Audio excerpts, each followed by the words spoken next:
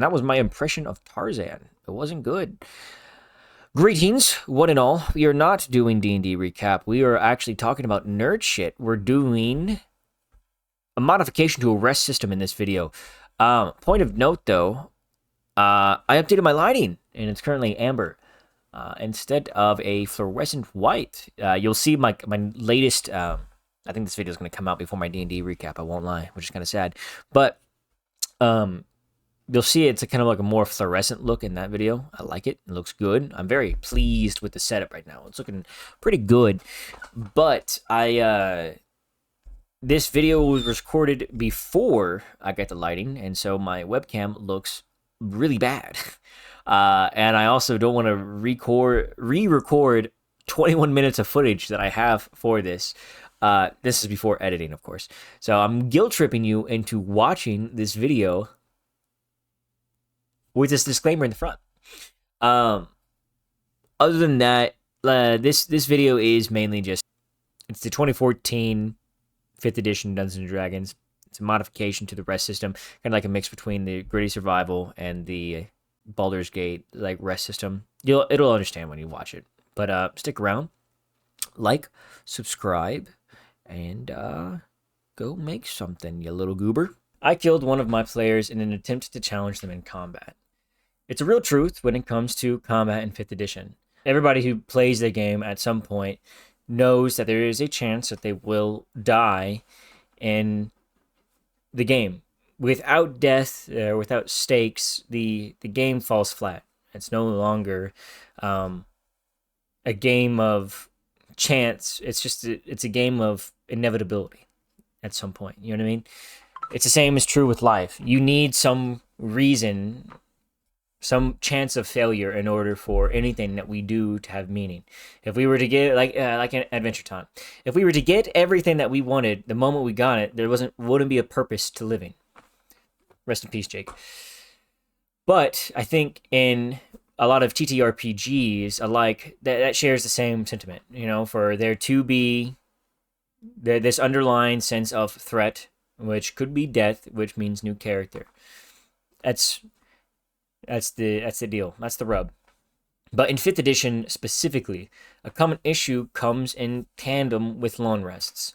The game itself was designed and balanced around the assumption that the party would fight in a multitude of encounters, compromising the adventuring day.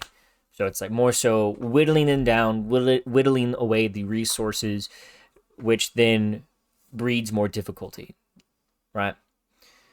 Where this can fall apart and has at many tables, including mine, is that some will blow through the utilities, class features, spell slots, etc., and then need to take a long rest to receive them once again. They do so. They nuke the encounter that is then presented, then they long rest.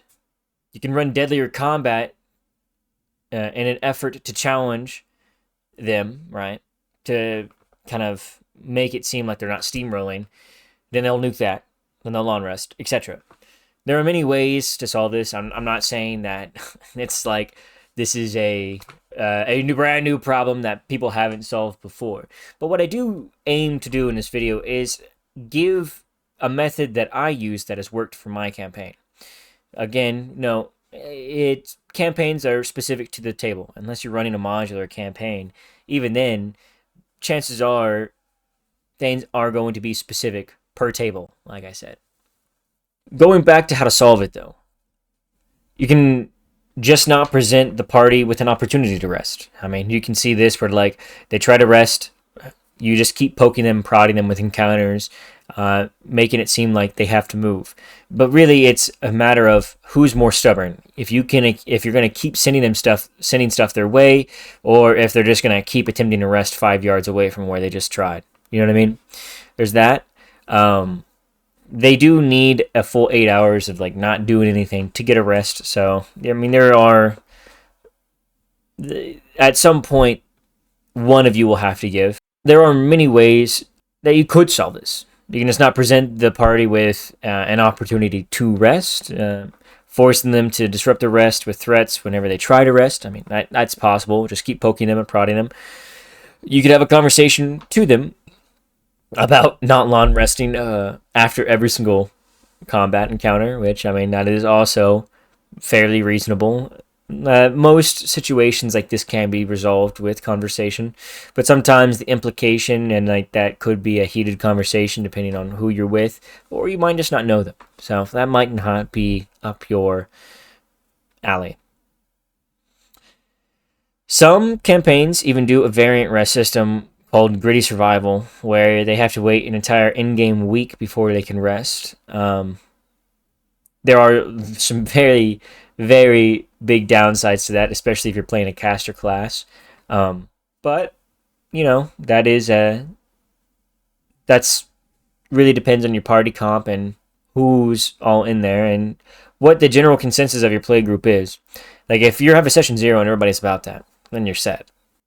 Now, the method that I made with the help of my friends is a modification of the Gritty Survival system, and it's influenced by Baldur's Gate. So, let me explain what I'm talking about. In Baldur's Gate, you can take up to 2 short rests per every long rest, right? Instead of having it be a May ability, where I changed it in my campaign to where you have to take 2 short rests before you can long rest. So, on the long rest, it's still the same thing, though. A long rest is a period of 8 hours of an uninterrupted rest, right? They can still do menial tasks as long as the main goal of it is just unwinding. Of course, it will give them back all of their hit dice, full health, all spell slots, class features, the whole kit caboodle. It's still the good, right? It's essentially a saving point in like a video game. More Dark Soul Hearths, if you want to imagine it like that. At least 3 hours need to have passed before they can utilize the short rest system again. This just makes it like if we're thinking about it like as an adventuring day, right? That's the common way this game is balanced. You wake up, 3 hours pass, you can have a short rest. So if you have a whole bunch of encounters in there, you get some stuff back. 3 more hours pass. So let's say the party wakes up at 8. At 11 they can rest. They get the short rest. 12, 1, 2. 2 p.m. they get a short rest. And in another 3 hours, they can go to bed at around 5 or 6 or later on. That gives an entire day of adventuring, right? That it gets expanded upon. So there's a whole bunch of encounters speckled in between there, whether they be combat, roleplay, or just exploring the terrain. It still makes them expend their resources throughout the entire day, and instead of them just long resting after every available moment.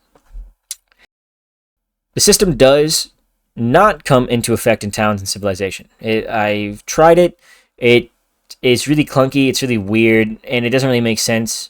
It could still be applied in like a siege or other circumstances, but in a town, they're not really adventuring.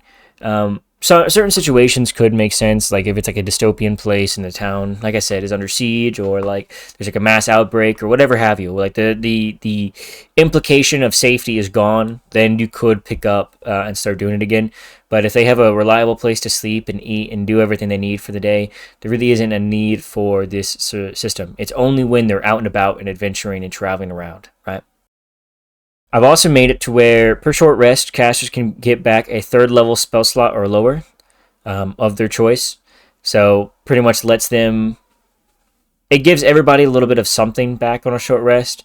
So, while I do want them to be more resource mindful, I also don't want to inherently screw over certain classes. And I found this was just 1 spell slot 3rd or lower, which would generally just be a 3rd. Is kind of an easy way to tithe them over. Classes will get a channel divinity or a class feature back if applicable. It gives them more things to do throughout the entire long rest cycle. Hello, it's me. Hello, hi. I'm editing this video and decided to scrap the last 15 minutes of it because I could just summarize it right now. So essentially, the benefits of this system mainly come down to ease of simplicity for me. I didn't want to kill a player again. I gave the example earlier. It's like how we've all killed a player. I didn't want to do it again. I mean, I know it's possible. I'm very well aware that it's more than likely going to happen again. But I didn't like the sequence of how many I had in a short span of time. So, ease of play, ease of balance, ease of planning encounters, knowing that you don't have to run deadly encounters ad nauseum to challenge them, whereas you can just sequence a whole bunch of easy and medium encounters to drain them throughout the day.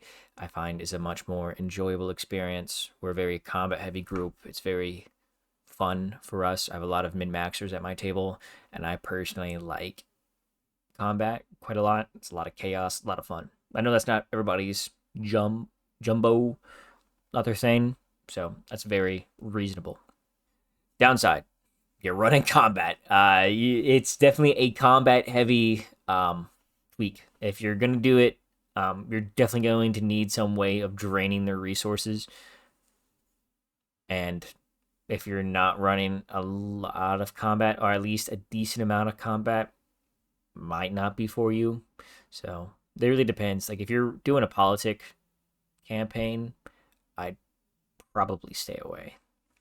Benefit incentivizes resource management. If your players have a habit of blowing all their stuff immediately and then begging for a long rest, could be good. Could be a good way to incentivize them. Another benefit, I mentioned this earlier, it plays much more like it was intentionally designed. At least in my opinion, I think the D&D was made to be a slog. It was made to feel like you're getting drained throughout the day. I think it's more naturally in line with it. And I think it's just easier to run. Now, some of the negatives, this definitely does nerf your casters, especially if they're not good at resource management. They're not going to have fun with this. So if you are going to run it and they want to play a caster, I'd heavily recommend Warlocks. They do shine here, as they always do. So that's big. That's a really big negative. Tweak around with it, play with it, see how you feel about it.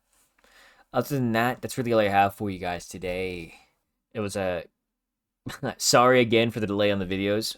They're going to come out more frequently. I've been really enjoying them here lately, especially because I've been spending money on it. I just bought like a 6 terabyte hard drive for video storage. So we're going to see if I can get that installed. But enough rambling. Go out there, create something, make something, and stare at the sky. Have a good night, guys.